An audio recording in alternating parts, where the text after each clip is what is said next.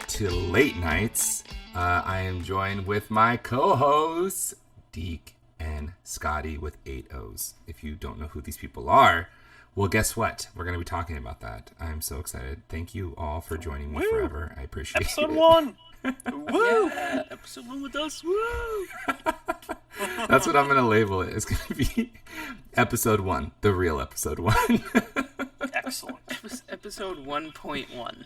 1.1. I like it. I like it. Oh my gosh, so cool. So because this is the first episode, we should explain who you all are. Who are you? Please enlighten the audience. Who's you? You all. That's you or Scotty. Deke. You have to give us an order, otherwise we'll descend into chaos. Oh no. It's true. This is gonna happen. Scotty with 8 O's. Please tell us. How did you get all the O's? Absolutely. I'd love to do that. Hi, my name is Scoots or Scotty with 8 O's. I mean, how in depth should I go here? Like, I remember a time long ago when I first saw light and it crossed my eyes as I entered into the world and the doctor peeled open my eyelid. No, I mean, like, how far back? How far back? What was your first magic that. pack? When did you first see magic cards? Oh my goodness, I did not start playing Magic until Kaladesh block. And so the first pack I ever opened was Aether Revolt, I think. Yeah, it would have been Aether Revolt. Wow.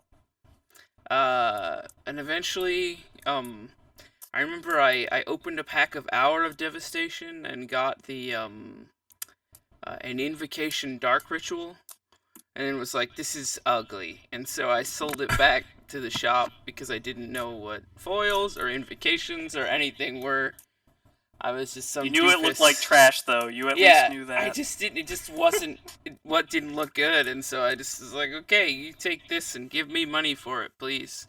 Give me the And money. happily obliged. But yeah, I haven't been playing that long. Like in the grand scale of things, I think both of you are like far longer than me. But Did you start with EDH or did you? Yes. Play? Oh wow. Yes, the first thing that I ever played was EDH, and then I played Standard. I've always told it the other way. First I played Standard and then EDH, but I realized I was wrong the other day. Because I remember going to the LGS and having a slightly upgraded cat pre-con from 2017, and just getting absolutely blown out by this dude turn 1 reanimating Elishnorn. And that was like poor cat deck. That was like one of my first experiences playing Magic ever. It sounds perfect. That's the perfect introduction. It was, yeah. Well, the good thing is, instead of me like getting pissy about it or whatever, I was just like, I wanna do that. And my friend who had brought me and is still a casual Magic player and like still plays pretty much only casual EDH was like, oh, I'm sorry that happened to you. We got blown out and that guy's a jerk. And I was like, no, I want to do that. And we've never played Magic together again. But wow. Yeah. Oh. Wow. So that's me, and that's my first experience with cEDH, quote unquote. I'm still reeling from the Elishnorn. That's brutal, dude. That's so brutal. The poor little cats that never saw play. Oh my God. It was great. I mean, I resolved the commander one time. It was fun.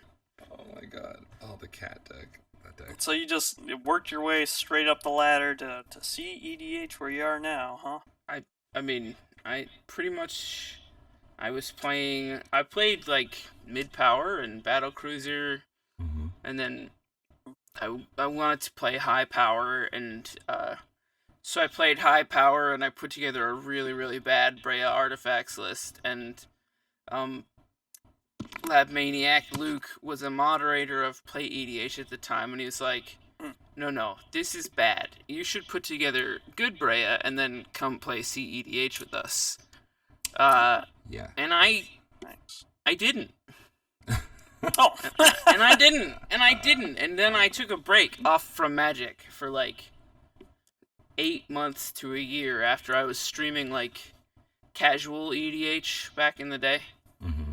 uh, with Timmy and Jamaican Dude and Jenny, other Nexus people, and I was we were all playing mid power, and then I took a break because people suck. I don't know, but I took a break. And I came back, and all of my friends that I'd been playing casual with were now playing cEDH. Mm-hmm.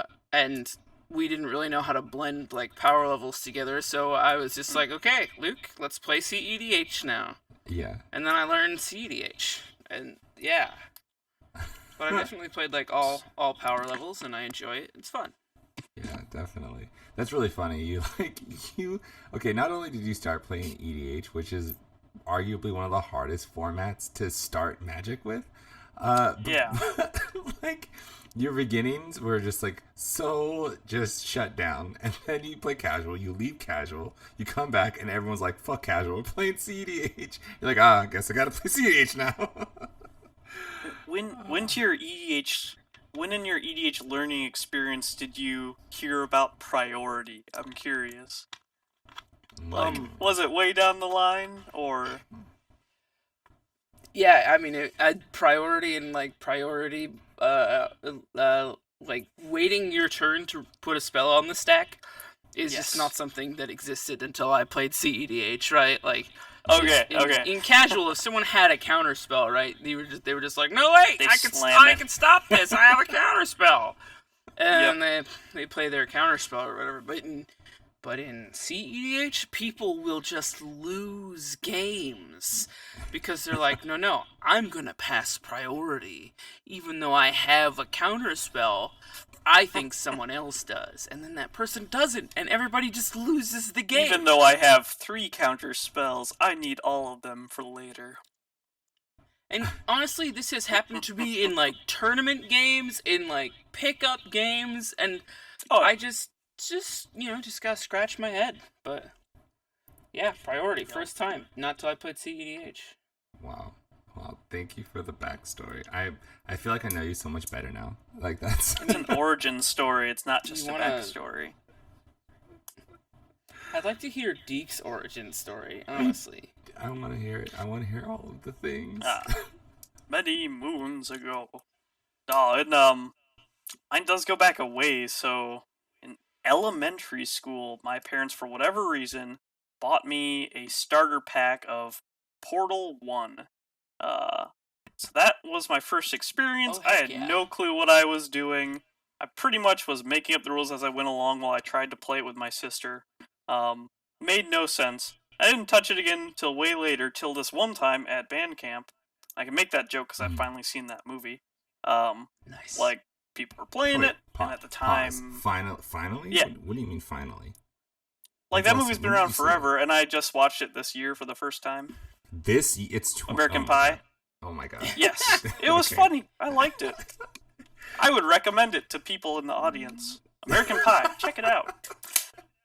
American Pie. Watchable movie. Watchable movie. Jason Biggs in his finest. Oh, that's Yes. so funny. Anyway, sorry, keep going. I apologize. No, so this one time at band camp, these people had, I think 5th edition had come out. There was like Mercedes masks around, so I once again got a starter pack and learned how to play somewhat.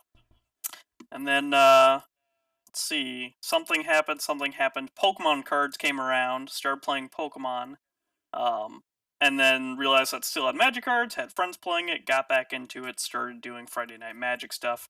And then somehow, like, early high school, I started playing what was, at the time, Type 1-5, which later changed into Legacy. And played Legacy ever since. I dabbled in Type 1 and Vintage, but played Legacy for long time. Like, local shops, not too many big ones, and then mostly hot spicy brews. Didn't get into EDH until, man, probably like 4.5 years ago, something like that. Had fun playing it, and then somewhere along the line, just like my legacy brain is like, I'm gonna see what happens. I bet other people haven't optimized EDH decks. I bet I can do that. and then did it, and then realized that there were in fact people who did it and played it that power level. Yeah. So I'm like, oh, okay. Like the lists that I have made, they're not bad, but they're not good. And then hopped on Play EDH where I encountered Scotty here for the first time and Tim, and got into that world, and it was great because this was pre-COVID. Still just being able to find people with similar mindsets and just play games whenever I felt like it, without having to go to the LGS and play with not terrible people, but awkward LGS people. And the was same great. LGS people every time. Yep, on their same terrible decks, and yeah. Yep. Yup. Yep. Oh my So gosh. that's my story. It's mostly legacy. Mostly legacy. Interesting.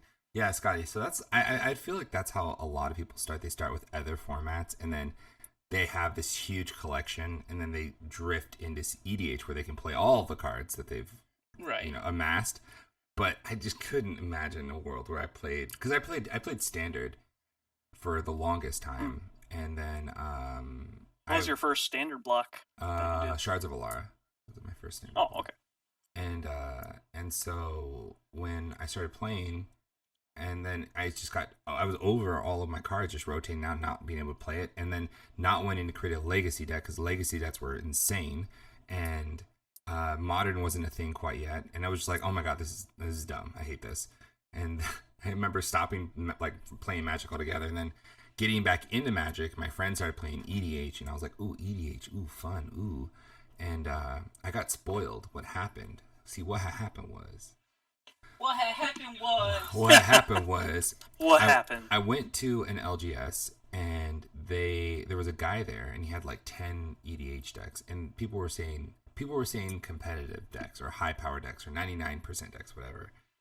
And I was unfamiliar with any of those terms. I just said, I just want to play a commander deck, whatever you got, I'll use. And someone was like, oh, do you want to play a Selvala deck? And I was like, sure, I don't care. And when I played Standard, I only played elves. That was like my thing. And so I was like, oh, it's an elf? Oh, sweet, cool. And I read it, and I was like, oh, this seems pretty cool. And then I looked at my opening hand, and I was like, wait a minute, all these creatures are really cheap. Wait a minute, hold on. Are you telling me that I play this thing, I make a ton of mana, and I can just do stuff? Oh, okay. And and then I built that. I built a deck that wasn't exactly like that, but it was cool. And my group, my play group, played a lot of casual, but they were really good players. Like one of the guys, he was like a former pro. He had like crazy decks. And we would play in pods of like 6 or 7 people. And so the games would always just one game would last all night, and everyone would play all the things they wanted to play. And when I joined and I brought Selvala, I remember turn 3, I did the thing. It was turn 1 land Dork, turn 2 land Selvala, turn 3 land Phyrexian Dreadnought, and then I tapped for 12 mana, and everyone was like, hey, he has 12 mana, and everyone just zoomed in on me like, what are you gonna do with that 12 mana? What's gonna happen? And I remember I played Lurking Predators, and this is one of my cards that I'm like totally obsessed about. So I played Lurking Predators in a 7-man pod. Just think about that. Oh god. Right. And so I was like, Lurking Predators, and everyone was like, guys, we got to counter this. And one person had a counter spell, and I think it was like Counterflux or something, one of those spells that can't be countered. Oh, and, sure, the 3-mana one where it can't be countered, counter target spell. Yeah, and I was like, Autumn's Veil? And everyone just lost their mind. And that was the pre-competitive build. That was just like I guess a battle cruiser build. But like the flips were insane. The flips were, all the Eldrazi, Realm Seekers in a 7-man pod, by the way. I like having 30/30s just chilling on the battlefield. Like those are cool. And it exposed me to the possibility of what a really like fine-tuned deck could look like, and I got so addicted from that point on. I was like, oh, this is still love Selvala. So Zavala, man, in the MLC Major League, for those who are listening to the first episode, right? The Major League Commander tournament is a tournament that all three of us are playing in, and Zavala went 2-1. Went 2-1 with Zavala. That deck is so much fun. It's still, to this day, is one of the funnest decks I've ever played. Okay. Definitely. So, speaking of decks, what is... Let's see. What is your favorite deck? And let's say, what is your best deck? And are they the same thing? And who are you directing it to? Listen, you have to first. Volunteer. My favorite decks. I've talked about them in all the other podcasts. I've said Kinnan, Kenrith, Zavala. Okay, there you go. You got all three. I have easy answers to this question. So my favorite, and I think to neither of your guys' surprise, is Krark Thrasios. That deck is just a blasted play. It's good feels all around, and you get to flip coins. And sometimes it wins early, and sometimes it shuts itself off. And every game is a new adventure with that deck. And it feels decently powered. It doesn't feel like like some decks I toss after I brew them, and not the case with that one. I still have fun playing it. And then best deck of mine is Timna Malcolm Doomsday, probably. I just think it's super versatile. It can go fast, but it has excellent mid-range play. So that's probably what I'd say is the best. Plays well into most pods. Mm-hmm. What's really cool about your loyalty to Thrasios Krark I am loyal. Like I've seen it absolutely destroy pods, and then I've also seen it absolutely destroy you. Like I don't. There's been so many times where you just needed one to win one coin flip, just one, and you flip four times and nothing happens. Come on, please. It's one of those games where the variance of the deck will just very obviously screw you over sometimes, and it's kind of wonderful sometimes. I mean, Scotty, we were just in that pod in the MLC. Speaking of the MLC, where like of all the things to flip on my Thrasios, it's a mental misstep. I've got Krark out. I had Krark's thumb out. And the dude goes for a consultation. Yep. Which, of course, I go for the mental misstep, and he forces it, because he knows that if he counters it here, I have one chance to get it, but it's a 75% chance of winning, so I have Krark's thumb out. And, of course, I whiff both, and we lose the game. And, that happens. It's funny. Looking back on it, I have a story out of something so stupid as that. Yep. Gosh. That was a good game, though. Never have I ever seen Land Grant do as much work as when you play Land Grant. Listen. Oh my god. I've killed people with Aetherflux Reservoir. Absolutely. And then just repeatedly casting with Krark.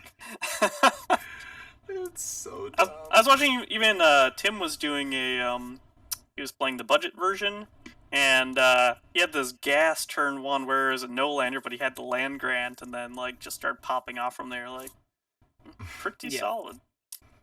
I have games playing that deck on other channels, and just people having to watch you kill them with Aetherflux Reservoir with a Fierce Guardianship on your own spell over and over and over again, and just making them sit through it. Oh, it's so fun. Oh gosh. And that's not even uncommon, countering your own spells. That happens it's pretty normal. Lot. Yeah. You know what? You know what's actually really, really silly in this deck, and it's Possibility Storm. That card in Krark is just so silly. Goofy in Krark. Oh my gosh. Well, it's funny because of almost all the cards in cEDH, that card does such a good job of hosing decks that are trying to do things. Mm-hmm. You can't. Most decks cannot storm through it all. You can't Oracle Consult with that out. There's no way that's gonna happen. But man, Krark, he just starts comboing off with it. It's wonderful. It's so silly. Absolutely. That's one of the there's a few cards in the deck that just when I see them, I feel like I have to deal with it immediately. Like Possibility Storm cannot resolve. As much fun as that card can be, it's just a pain. It's such a pain. But in Krark, it's so good. Same thing with Krark's Thumb. I think people like if I can counter Krark's Thumb, I'm counting Krark's Thumb. Like, no. I don't know if that's a right call. Nah, bro. I've seen you. Nope. I can't give you more incentives to cast spells. I can't. That's all it does. It incentivizes you to cast spells more, and I don't want it. I played Tavern Scoundrel for the first time today. That card's a house. Oh, dang. It's the one where I put you that win into the flip, mine, you but get 2 treasures. Yep. I went from 0 mana to a lot of treasures. It's great. Yeah. What does Tavern Scoundrel do? Card. It's only 2 mana, which is why it's in there. It's like a 1/1 maybe. It says whenever you win a coin flip, create 2 treasure tokens. Oh. And then he's got an activated ability where you like pay 1, tap him, and you flip a coin for some reason. I don't even remember what it does offhand. I think it's a 1/3, isn't it? Oh yeah, It's got it's a 1/3. I have one right in front of me. 1/3. Costs 1 and a red. Whenever you win a coin flip, create 2 treasure tokens. And then its activated ability is pay 1 and tap it, sacrifice another permanent, flip a coin. Wow. Jeez. Are you on a free as well? No, there's no real reason for it. Mm-hmm. I mean that would be like a combo, but you're in colors where you can't tutor things well at all, and yeah, the chance of having them both out is super small. The curse of Teamer. Yeah. Is it or Teamer? It's just like whenever it's those colors and people are like, oh, it's a 2-card combo. It's like, 2-card combos suck in those colors. Pretty bad. Yeah. We can't tutor for them. Oh my gosh, that's funny. All right, Scotty. I gotta say though, one last thing about Possibility Storm in Krark. I play that deck too, and I keep thinking about running like Arcane Lab, just because it's hilarious. But there's no way to go get it. But gosh, could you imagine? I mean, the Possibility Storm Arcane Laboratory lock. Come on.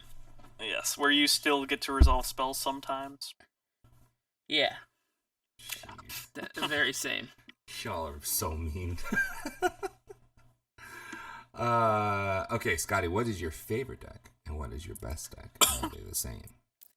It's hard for me to answer this question because I have a deck that I've been playing for like 4 years that everybody kind of expects me to play, and I've definitely called it my favorite deck before, and that's Razakats. But it's a slightly modified version of Razakats. But I have to say, when Commander Legends came out, they spoiled a lot of pirates, and pirates are pretty close to my heart. The card Malcolm is probably my favorite Magic card ever printed. It's just such a neat card that does cool things.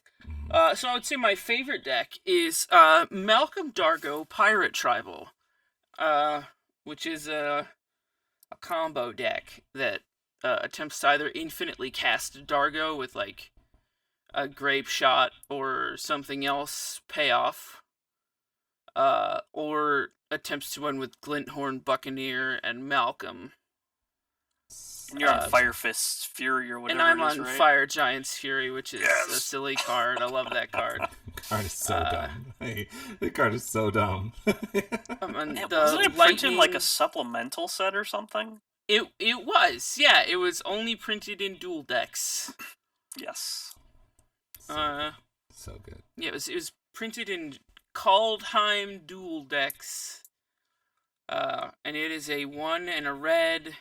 Target giant you control gets +2/+2 until, and then whenever that creature deals combat damage this turn, exile that many cards from the top of your library. You may play those cards this turn. So you turn Dargo into it. I mean, it's a 9/7, and he already has trample, and so you draw some cards. Isn't it even slightly better? Isn't it like till the end of your next turn or something? You can cast them till the end of your next turn. Yeah. Okay, yeah, so you get 2 turns for it. Yeah. So Yeah. good. Dope. It's so good. It's such a fun card, and I just love playing Malcolm Dargo. So that's probably technically my favorite deck. Yeah. And that evolved from your Breaches version, right? That evolved from Malcolm Breaches, which was a turns deck. That was really fun. And I still slap together occasionally, but yeah. My best deck is the same one as Deke's best deck. Deke's Malcolm Timna Doomsday is the deck that I am the best on. Like, that is my strongest deck to play. I think, like, my strongest personal deck is probably, like, Thrasios Timna Hermit Druid, but, like, Malcolm Timna Doomsday is just kind of a list that, like, resonates with me specifically. Plays things that I like Bolus Citadel and Doomsday, and I'm always, like, really happy to play it, and so I think I play more acutely. Like, I'm more sharp when I'm playing it, type of thing. Mm-hmm. And more importantly, you trigger everyone because your deck is white bordered. It is entirely white bordered. Yeah, that's true. That shouldn't trigger. That should turn on. But whatever. People get pretty upset, but it's like in the best way. Yes. But yeah, no, that's probably the deck I'm the best at right now, just because I really get the sequencing there. So yeah, that's cool. That's super cool. Wow. What monsters you all are with your possibility storms and your Timnas. Ugh, gosh. What about you though, Higher? Easy. Higher loves Kenrith, Cannon, and Selvala. That's it. That's all I got. I've noticed recently that Kinnan has become the deck I enjoy playing the most out of any deck. Like, ever. Just the chance of doing really awesome things out of nowhere is just, the potential is just so high. And so I enjoy Kinnan it. is such a good deck. Oh my gosh. Oh my god, it's so much fun. Any version of Kinnan is totally fine with me. Speaking of which, did you see the new land? I did see the new land. I was like, ooh, oh, yeah. Basalt into this land? Okay, I'm down. Yeah, I think I added it the second I saw it. I was like, oh yeah, that's in Kennan for sure. Is it 100%. Treasure map or something, whatever? Yeah. Treasure stash or whatever? It's incredible. It's really cool. Here somewhere. And not only is it like dumb good, you can crop rotation into it. You can just go get it off crop rot. Yeah, and it's a notable artifact land too. So yeah, you can go get it off any artifact tutor. Mm-hmm. Yeah, and this is a slight segue. I don't mean to hijack the conversation, but I'm going to insert a topic in here. I would like to talk about Oswald Fiddlebender. Okay, let me. The mono white birthing pod for artifacts. Yes, I'm hype. I'm hype on Mr. Fiddlebender. I'll be honest. Playing him. Yep. Yeah, I think he's great. Honestly, like, look, we're gonna play Ornithopters. We're gonna play Ornithopters and Memnites, right? We're gonna get in. We're gonna. I don't think we need to go that deep. We do. We gotta go for our 0 drops. Oh my gosh! Come on. See, now we have one more artifact land in the new one. You've got all these artifact lands. You've got things like Ink Moth and Blink Moth Nexus and Mishra's factory that turn into 0 mana artifact creatures that are lands. But think about this: Ornithopter, sack it, go get a Pithing Needle. Yes. Come on, that's fun. I mean, yes, but wouldn't you rather just have an Ornithopter that you can put stuff on and give him protection when he needs it? That is true. Of him? So this is just birthing pod, right? Okay, activate this only as a sorcerer. Yeah. So I have dove pretty deep into what I would like to do with this card, and I think it's strictly just like I think it's Timna Silas. I think that's what I want to do. So it's like you play this guy, and then you sack anything to get, like, you sack a 0 drop to grab Manifold Key, and then you use Manifold Key to untap your guy. You sack Manifold Key to grab your Isochron Scepter, and then you can just have... Is Oswald does Manifold Key untap an artifact or any permanent? It doesn't. He's not an artifact. He's not an artifact. Yeah. You can use Mage Right Stone, and you can use the 3 mana one. 1,000 elixir. 1,000-year elixir. Yeah. Those cards. Those things. Yeah. And I just want to make Isochron Scepter do things. I just want to do things with Isochron Scepter.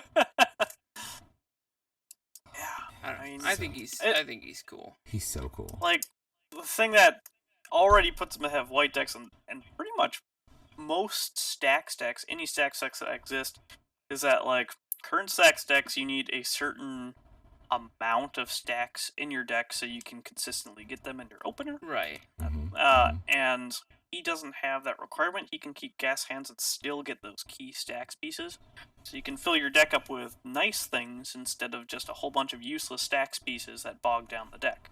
You put in your Trinosphere, you put in your Damping Sphere, you put in your standard rule laws, maybe an Uba Mask in there to work with Dranith. I, for one, am doing God Pharaoh Statue, and there's a card called Norn's Annex. It's Norn's 2 Phyrexian mana and 3. So you can cheat it out for 3 mana. It doesn't matter what it does. It's like a stupid Ghostly Prison, which is already stupid. It's bad. But by gum, that tinkers that birthing pod straight into God Pharaoh Statue. So yeah, God Pharaoh Statue is a fun card. Yeah. Yep. And there's people working on insta-win lines for him, kind of thing with mana. Yeah. They're slowly getting less janky, but it's very Vannifar-esque. You know how Vannifar have all those goofy-ass cards in it. Yeah. It's like that, and the chains will get screwed up when you have some of the pieces in your hand. So, like, I don't know. We'll see how that develops, I think, but I feel like you can just win it. It's like an artifact stacks toolbox, right? Like... Yeah, it's gonna be some sort of mix, because there are options. You can do Painter Servant Grindstone. Mm-hmm. That has a downside of if someone deflecting swats it, you lose the game, so you have to play around that. Yeah. You've got Heliod Rip Ballista. Helm. You can't tutor the Rip, but you can E-tutor for it, and he can tutor up that. Yeah. Ballista's a little tricky. Yeah. Just because he can't tutor 0-drops. Yeah. And then also getting the Heliod. And then the one that most folks are running is Basalt Monolith and Rings of Bright Earth. Mm-hmm. Get infinite mana and then do something like Goblin Cannon, or what's that card that like combos with everything that adds mana? That Scepter. What's the Scepter I'm thinking of? Gusta's Scepter? I do love Gustas, but no. No, Staff of Domination. Staff That's of the card. Domination. I was Yeah. like, not a scepter. Staffs and scepters are close. So close. Taxonomically, right? Right, exactly. I like it. That's really cool. Yeah, there is a lot. There's some cards that got spoiled recently that that really blew my mind.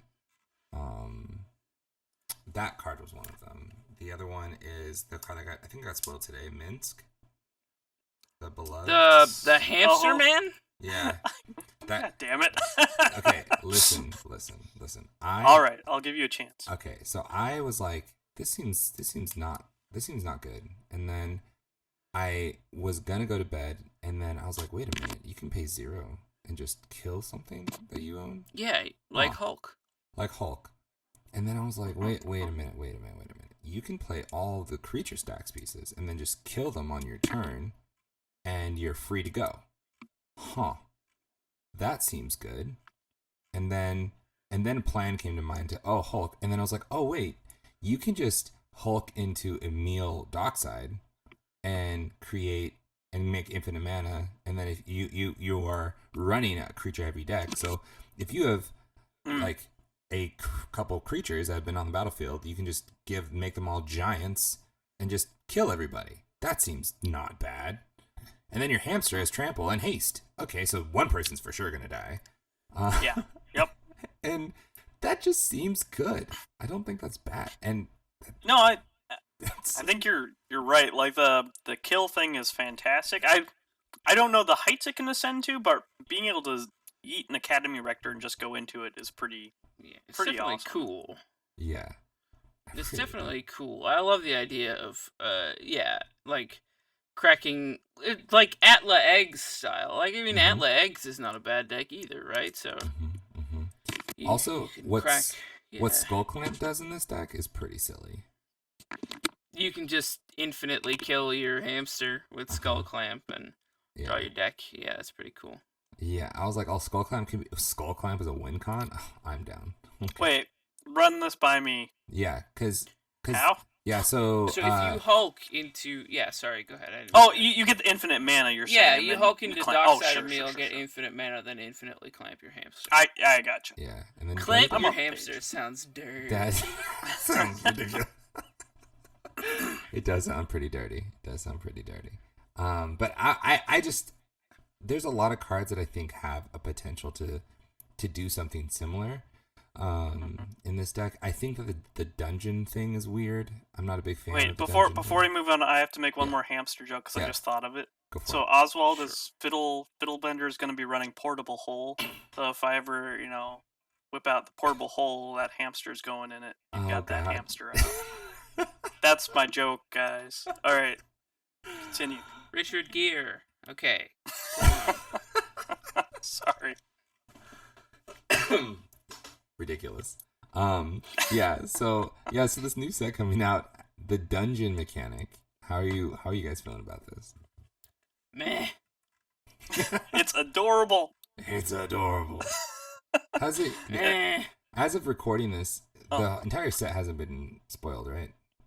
Not yet. No. Not yet. No. Okay. Yeah, I don't. I'm pleased that everything seems very underpowered, other than the cards that we've mentioned. None of the dungeon cards look playable at all, and it looks like it would be a fun time to play in like pre-release or whatever. Yeah, I think the dungeon mechanic. I really believe they were like, okay, we have to be very, very careful because as of right now, we have nothing that interacts with the dungeon itself. Like, there's no way to remove the dungeon. Like, that's not a thing we've done yet. So they do have to be really careful because the second someone figures out a way, it's broken. That's all. One person just. Oh, it's already there. You can play Varus, Silvery Moon Ranger, 1 double green.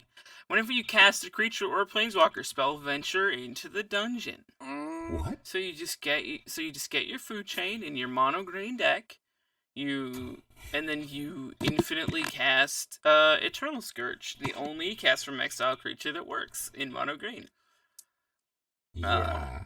And you win with food chain. Yeah, that's true. Or you could just there's Ashaya things. I would do the Ashaya things over the food chain. Yeah, but what if you just won with food chain instead? Mono green food chain. But mono green food chain. Come on, do it. Yeah, I'd rather do mono green food chain with the squirrel dude. That'd be really cool. That'd be fun. Squirrel. Squirrels. Squirrels. I've really thought about mono green food chain for longer than I should have. So has this guy. I was trying food chain Galta back when I was playing mid, just because back when I was playing mid powered, I was like, oh, food chain Galta, let's do it. Yeah, no, that's the thing. Food chain Galta into Omnath. Yeah. I try my best to stop people before they start. I'm just like, doesn't have black. Please don't bother playing food chain. Stop. Yeah, no, that's legit. That's fair. I get it. Food chain Galta. I love it though. Food chain Galta into Omnath is great. Get out of here, Scotty. That is fantastic magic right there. I mean, it's not a great way to win, but it is fantastic magic. It's fantastic. Yes. I'll give you that. It's very high on the meme tier. Like, I'm excited somewhat about the new Bant legend, even though I know it's bad. Oh yeah. I don't know, man. Galea, Kindler of Hope. It's a 4/4 with Vigilance that costs 1 in Bant, and you can look at the top card of your library anytime. and you can cast aura and equipment spells from the top of your library. When you cast an equipment spell this way, it gains when this equipment enters the battlefield, attach it to target creature you control. I So want you it. play right like on 'em. So you play like I think you play like a somewhat stacksy Bant list with like hate bears, and then you can just Make them flip huge. your library into play with auras and equipments and stuff, and Yes. Mystic I want Forge Sounds- maybe, and I don't know. It Sounds seems okay. fun. What's really It cool seems fun, especially if you can get like a SRAM going. Ooh, SRAM. I just want to see like Colossus Hammer on a guy. Like, oh yeah, by the way, here's my 10/10. That was also my dream. I was putting together various Arden lists. You know, that guy that white partner. Yep. So tried my hand at it, but never fell in love with anything. But by gum, every list I put together, Colossus Arden Hammer. Jessica, man. Arden Jessica. Arden Yeah. Jessica. Play that Colossus Hammer and take someone out with one swing. The closest thing, and I think there's one in the DB now, is Arden Tana. And that lets you run Arden, Godo. Yeah, Yep, lets you run that's- Godo, and then That's Hipster Stacks by Cicada. Hipster. That's a good Stacks. deck. Shout out to Cicada. Super cool guy. That's a cool deck. That's a cool. Yeah. That's a cool. like I had one entire together, person. and I was trying to tighten it up, and then I gave up, and then I saw his list. I'm like, oh, this is much better than mine. Isn't that how it goes though? Like, you spend all this time like, oh man, this deck's gonna be so sick, and then you see someone else brew a list, and their list is simply just better. You're like, Mom. Yeah, sometimes I'm sure it probably happens to everyone. Like, sometimes you think you're the only one brewing something, and then there's like a parallel list someone else has been doing, and concepts get moved around, and internet Yes. sharing, Internet big sharing. melting That's, pot. that's how I felt about a shy Jessica. When Yes, when- there are lots of people. yeah, when Jessica got spoiled, I was like, ooh, because I'm all about that block of commanders. So like Ishai, Kaidel, like those commanders. I really like those commanders, and I was like, oh, a shy Jessica. You could just play a shy Jessica stacks, and you just win because you just wait for people to cast spells, and then Jessica, and then people die, and then I saw Famji. Famji came out with the list, and he played it on the stream, on Leptis' stream. And I was like, wait, someone else thought of this too? I'm not unique. What is happening? And his list was way better. Oh my god. His list I mean, was... your list is pretty unique in that you went Staxy, like Yeah. versus Salvager looping and ISO Rev. Yeah, versus the actual cEDH meta. But yes, needless to say, yeah, people, there's a lot of brewers. That was one of the things that really appealed to me about EDH specifically, was how much you could brew. Like, there's just so much, and both of you have spent hours with me brewing craziness. And that's, for me, that's like the highlight of this format, is just making decks. I enjoy that almost as much or more than playing Magic itself. Yeah, lots of options. It's never a solved format. I think Scotty might. This could be a whole nother subject another time, I think. But it almost doesn't matter what deck you play. Various things can win games for no reason, and so because of that, you can brew whatever you want. It probably won't matter. It's probably fine. Yep. Yeah, you're not going to get an argument out of that from me. I play Pirate Tribal, so like things win that maybe we think shouldn't win, right? But I think like the easy way to summarize everything is that this is a multiplayer format with like incredibly high variance, right? So someone can win based on the butterfly effect from whoever went first. 100%. Like it's just how you it win goes. based on things outside of the games, like reputation affects things, fear of a deck. I mean, like I've had turn one twisters, right? Like I've mulled for a turn one twister and screwed up everybody's hand, and I wheel someone into Oracle Consult and enough rocks. Yeah. Right? Like Yeah. you can lose out of nowhere. You can really lose. I would say that there's okay, so on the cEDH Nexus we have ranked seasons, and previous years Deke has just absolutely dominated, and it's been annoying. But nothing was more intense than when he started playing Golos in ranked, and and and seeing a consistent turn was funny. Turn 2 or turn 3 ad nauseum was just so terrifying, and it made me think, okay, all right, Deke's at the table. Okay, hey guys, I'd have a conversation. We need to just save a little bit of interaction. I'm not saying you have to change your game plans, but just like, please, for me, just nobody does though, and no one did. Yeah. And Deke won that season. I'm so annoyed. That was a good learning experience. That was a slight kickoff too. Like Nexus didn't have any turbo players Yeah. until that point, and that was that wasn't even like a standard build of Golos at all. So that was just like introductory for people. Since then, it's pretty varied there. I would say people still like their mid range stuff, but it's been all over the place, I think. Yeah, I do see a lot more ad nauseum focused decks on the Nexus now than ever before.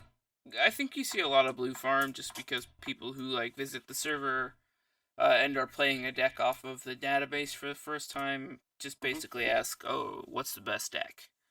Right. And so inevitably someone will say blue farm, and then inevitably 4 other people will say there is no best deck, and then inevitably another group of people will say you should play Magda. It just kind of that's just the way it goes. So people are like, oh, best deck, blue farm, I got it. Great. Those to me are okay responses to be seen, because like other servers I've seen, like you get like blue farm gets a lot of hate kind of thing, like it only gets that reputation as a blah blah blah. But like you have decks that I think are just sort of gold standards that like you can't go wrong by recommending, and like they do a lot of good things, and to its credit, it definitely does a lot of good things. Yeah, absolutely. It's easy to recommend to someone, right? 100%. It gets you the. Oh, go ahead. Oh, I was just gonna say it gets you a lot of the like gameplay strategies that you need to figure out versus something that's more linear. Yeah, definitely. There's a lot of decks.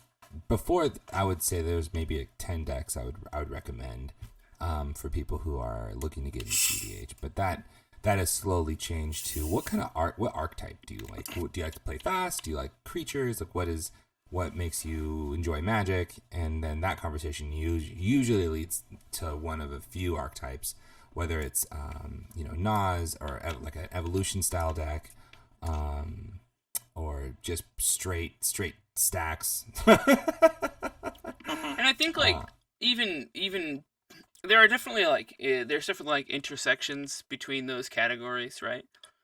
Like there are more farmy Nas decks that play more hate bears, and there are more like combo forward stacks decks, right? So yeah, definitely. There's meta picks like currently I kind of see the big two that kind of butt heads are Turbo players and then the Stacks players, and they try and kind of outdo each other because like Turbo has the tools if it so chooses to like fight better against Stacks, and then Stacks can play more stuff against them. And then there's everything that fits in the middle and can like prey on that too. The meta choises. Yeah. Yep. But like the it's a great time decks to like that slide in there. Yeah, or like, dude, Gitrog is just tech still. Like I've seen people like be playing Stacks a lot, and then someone brings in a Gitrog. It's like, oh, that ignores just about everything. Okay. It's honestly like it's a pretty good time to be playing mid-range decks that play a ton of removal, right? Like I play Razakats, and I added like 4 extra pieces of removal to Razakats, and that's been good for me. And sure. You just sit there with Swords to Plowshares for the Archon. You bide your time playing Heuristic Study, and then you win the game on like turn 8 or 9 or something. Yeah. Which is like longer than the Turbo players can pay attention, and the Stacks players aren't even warmed up yet, so it's fine. And the glorious return of Cyclonic Rift too. That card's my gosh, Cyc Rift in everything now, it's right? back, baby. It's so good. Yeah, Psychic. I've been thinking about playing Dam as well. Index that support it. Dam's good. Damn Yeah, is Dam seeing is really some good. play. You know what card? All right, here you go. Ready for this? I don't know if you're ready for this. Card that I've been really thinking about. Electrickery has been on my That list. was Okay, a for fun what? card. Huh? Why are you thinking about Electrickery? Because Electrickery is just one of those tricky cards that make Forbidden Orchard that much better. Listen. Oh my god. Aww. Oh my Come god. up with a real reason. No, like, okay, so lately I think it's just because I've been playing so much Sylvala. There's been so many instances where cards that are just randomly that are just in the deck because it's part of the core of the deck, like Scrib Ranger, have just been absolute gas because Scrib Ranger can block Crom. Scrib Ranger can also untap a Phantasma Image and kill it. I've untapped a bunch of other people's stuff so they can block, and I'm just like so high on this on these combat tricks that I want more in my life. And Electrickery seems like I don't know. I feel like no, it's a trick. You can't do it. I can give you two reasons to run it. One's okay, one's really good. The first is Ignoble Hierarch. It kills them. There's more dorks now. The more important reason is it kills all the Ragavans on the board. Everyone who can run Ragavan. People can't make monkey noises at you all game either, which is great. That is true. And also kills all the Nagila tokens. The big issue that I'm having these days, right, is why is everything a 2-butt or a 3-butt? Everything. Like, that's driving me a little nuts. Like Dothy Voidwalker, I hate that card. I despise that stupid actually haven't card. seen it played yet. It has. Lucky. Oh my You're gosh, lucky. it's been so rough. Yes, I've been playing a lot of Razzacats lately, and someone will just slam down a Dothy Voidwalker, and like I'm losing as collateral damage to the doofus trying to breach win on turn 1, right? It's just. Yeah. It's so rough. Wonderful. Dothy is a 3/2 for 2 mana. And I already forgot the card because it's terrible, but in this D&D set, they had almost like the white equivalent of Hull Breacher and Obligation. Did you notice that? Did you see that card? It's a 3/2 with flash for white 1, so of course the cost is worse. The abilities are worse, but it's still a 3/2. It's the sort of it's like the Shield of Faith or Guardian of Faith or whatever. Yep. And that's supposed to be it is definitely the completion of the Hull Breacher. Well, it's definitely like moving towards completing that cycle. It is 1 double white with flash and vigilance. When it enters the battlefield, any number of other target creatures you control phase out. But it is templated. It's basically Hull Breacher or Oppo Agent. But in worse. Wizards' mind, they'll be like, you know what? People are complaining that we gave them things. Let's give white this really sweet card. It's really Vigilance awesome and protection. rare, bro. But we have to make the mana cost worse because it's white. Yeah. 2 white pips. Like, if you want to try it, you gotta stick to it. No turn 1 Crypt Plains bad card for you. You have to wait. Protector of Faith. Yeah, Protector whatever. of Faith. Yeah. Yeah. That sounds It's not a good card. Oh, the phasing reminded me of another possible, before I forget it, another Fiddlebender combo, an obscure one, that you played for a little while, Scotty, didn't you? He's blue-red Taunos? You remember Taunos? Yeah, I did. I played that for sure. I tried that deck, yeah. So he runs a card called Sands of Time. Yes. Sands of Sands of Time! Yes. Yeah. There's a little-known white combo with that card called Equipoise, which is, okay, I gotta think this through here. Equipoise. E-Q... Okay. E-Q-U-I... Or yeah, boys, I gotta look this up now so I remember the combo. Okay, beginning of your upkeep, for each land target another player controls more than yours, choose a land that player controls, and they phase out. And then you repeat it for artifacts and creatures. So you target like 1, 2, or 3 opponents or whatever, maybe it's 1 opponent, and you phase out everything for excess they have that you don't have. And Sands of Time says players skip their untap steps, which means that they'll never phase back in because phasing happens in the untap step. So you can permanently phase out their stuff if they have more of it than you do. And it's really funny. That is funny. Wait. That's all. I'm sorry. Okay. Yeah, equipoise. Okay, so 2 colorless and a white. Okay. What? During your upkeep for each land, target player controls in excess of the number of lands you control? What? No. Yeah. So if you got 1 land, they've got 3. You're gonna phase out 2 of their lands.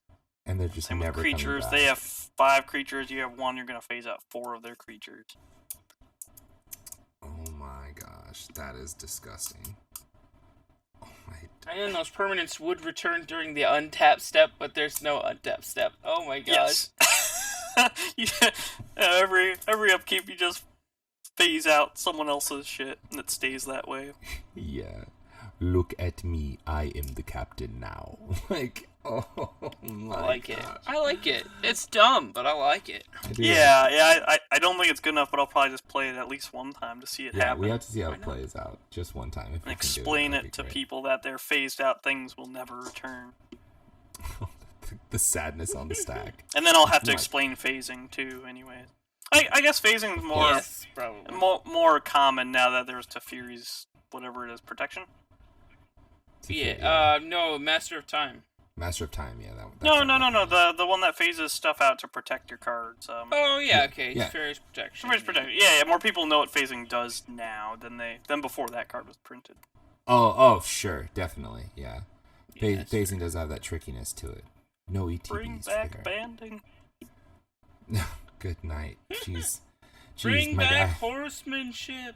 Oh, I support that. I support that with all my heart. Give us more cards with Bushido. Bushido. Still waiting on that Bushido. Riding the Delu horse reprint. Yep. Give us that riding the Daily Horse reprint. Yes. For those who are listening who don't know what this card does, I encourage you to look it up and think about what you might think it does, and then realize what it actually does is insane. Is actually insane. Anyways, okay, we are nearing the hour, and I think it is time for us to end our conversation that we're having tonight. We are recording this at It night was for those. fun. Yes, have a good Yes, time. it was fun. Where can people Yes. find you all if they want to ask you questions, play Magic with you, enjoy your company? I'll go first just to make it less awkward. Hi. Yes. I'm Scoots. You can find me at Scoots, which is Scoots with 8 O's on Twitter. You can just type SC and then 8 O's and then TS. And find me on Twitter and just Scoots on Moxfield if you want to look at dumb decks. And that's pretty much it. I don't have much social media, and I'm not telling you my real name. So, Deke, what about you? It scoots with 9 O's, isn't it? It's your Oh. real There name. is a 9O's account, but you'll just there. So I do own that. But Oh, it's okay, just you're stuff about how prepared. it's just stuff about how my back hurts. So Oh, eventually, aw. I'm gonna delete those and then put just redirect. You know. He's lying. That It's makes his sense. OnlyFans Yeah. account. Don't lie to us. It's your OnlyFans. I know it is. Yes. Immediately. Yes. Yep. So for me, your best bet is I'm on most of the competitive EDH Discord, so pinging me on Discord. I'm on Nexus, I'm on the RCEDH one, I'm on Deck Database, I'm on I don't know what else. Various ones. You'll probably be able to find me if you get involved in Discord at all. And I don't check my Twitter too much, other than to read how Scotty's back hurts. Thank you.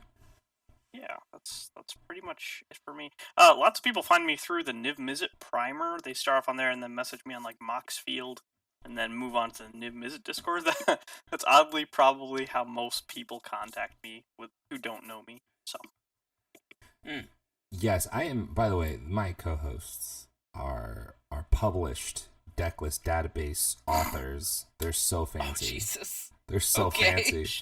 Deke just flexed on everybody. Oh my gosh, he's so.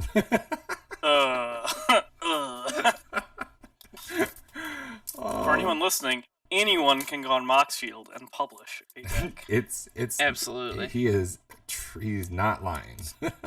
So, Hire, you are technically correct. We are published. Mm-hmm. On Moxfield, tapped out for those of you who've been around long enough. Tapped out as well. Only because I can't delete my tapped out account. Yeah, I just can't get rid of it. I actually can't. Well, okay. Let me know if yours is the same. But I don't know what email I created my account with, and to change your password on the site, you need access to your original account. There's like no way to do that. Oh. Yeah. Wow. I have no idea what email it's sending it to, and then I can't change my password, can't delete it, so I just like leave it sitting. I definitely still have a tapped out. I'm gonna burp 1 second. Oh, he's burping. That's what. Sorry to segue this again into an unrelated topic. Hire. Bro, it's all good. I have burped. This is the theme. I didn't hear the burp. Yeah, I didn't. It was he muted. I muted both of my microphones. Oh, that's okay. Hire can add one in later. He's a master of effect. Yeah, that's true. That's true. I can do this.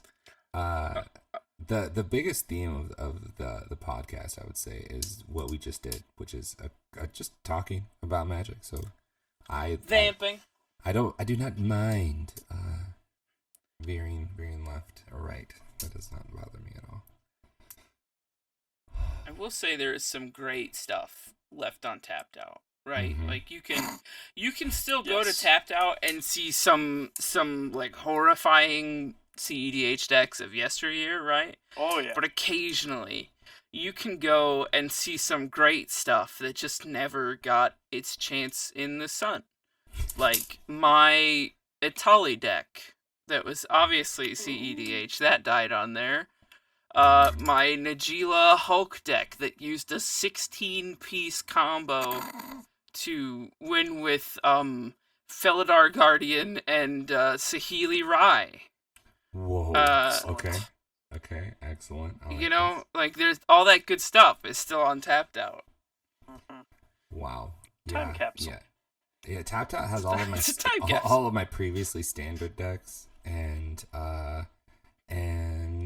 then my beginnings of my EDH decks, which when looking back at them now, I would still play happily. They're so bad, but I'd be so happy to play them. Oh, so many good memories. That's what counts. Right? That's what matters. Also, the UI just reminds me of GeoCities. Like, it looks so bad now compared to Moxfield. That just reminds me of the way long ago. Jeez. It is definitely a trip on the Wayback Machine. Yes, it is. It is. Okay, so that is our No. Hire. How do we contact you? Bro. Hire, how do we get a hold of you? This is episode 1. What am I thinking? Oh my god. If you want it's to episode 1. Find me, I'm on Twitter, HireMTG, and if you want to play Magic, just go on any cEDH Discord and see if I'm on it, and I probably am. That's Hire. That's it. My name is Hire on Discord. That's easy to find me. That's actually true, though. You are on all of them. Yeah, like I'm always on the lookout for something. I'm always on the lookout for. Oh, did you guys hear about this? No, tell me about it, bro. Like I'm down. I tried to prune my Discord servers, and meanwhile you're just like creating new ones whenever you get a new idea of the day. Like, oh, Kodama Timna or General Kodama server, and then the next year, like, oh, this commander's so cool, I'm gonna make a server. Your list is probably like, I know. It's. What'd you guess? Bro, I've only made I've made a single server. I've made one, okay? And you helped me make it, all right? That's the only reason why you have this information. Okay. But I am a part of a lot of servers, and I just support the community, okay? Jeez, guy. Hire is everyone's dad. Shoot, man, try. But he won't read us a story like he did his own kid. I demand a story time. that might be a thing that you might receive this in the near future, good sir. In the near future, okay. I'm just gonna read all of the flavor art of a deck. That's all I'm gonna do. All the flavor. Tell text. me the tale of Asmodorden, not Asmorno Murdica, Mr. Burgerbuff. Beef Stroganoff. Beef This Stroganoff. card commander. I would love to see someone make a 5-color deck where they play like that card, like Triskaidekaphobia, Fifthilip, like all of the all the hard to pronounce ones. Pithesis, that's my favorite one. What? Pithesis from Time Spiral. It has like no vowels in it. This no one knows how to say it. Like I'm putting an I in there, but there's no I in it. Oh, that's brutal. Yeah. What about Zinder Split? Yeah, that can be in the deck for sure. Yeah, I want all of those cards in the deck. Deke and Scott, I'm sorry, but you both of you have to make this deck now. That's gonna be we're gonna present it in the next podcast. Okay, all right. We're gonna sign off for the night. Thank you everybody for joining us.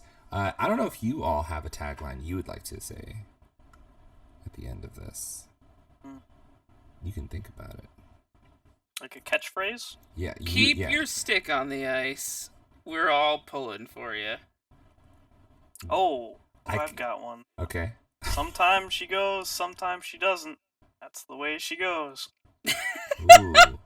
I like both of those. I like both of those. Great fishing in Quebec.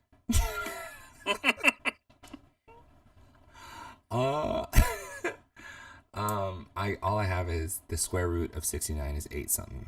That's all I got. That's I like that. That works. That's all I got. That's so funny. Oh my gosh, you guys are awesome.